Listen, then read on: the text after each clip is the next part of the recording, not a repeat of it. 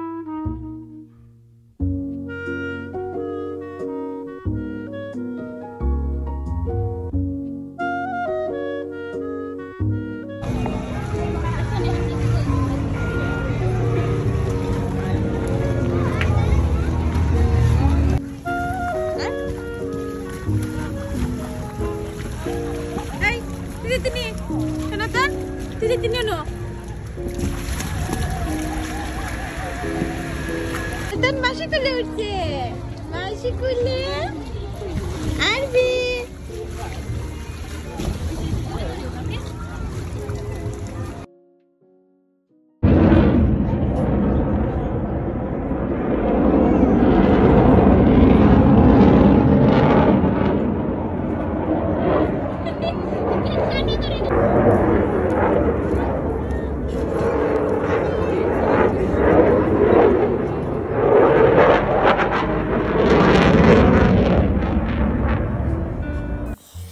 আর এটা ছিল সনাতনের ফার্স্ট শো। আমি একটু ভয় পাচ্ছিলাম মনে মনে, হয়তো সনাতন ভয় পেতে পারে কারণ ফাইটার জেটগুলোর সাউন্ড খুব বেশি থাকে, কিন্তু না, সনাতনও খুবই এনজয় করেছিল।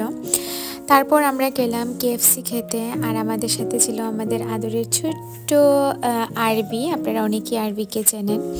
সারাদিন আমাদের বেশ ভালোই কাটে, আর আমি ভিডিওটি এখানেই শেষ করব। সবাই ভালো থাকবেন, দেখা হবে পরে ভিডিওতে। Bye bye.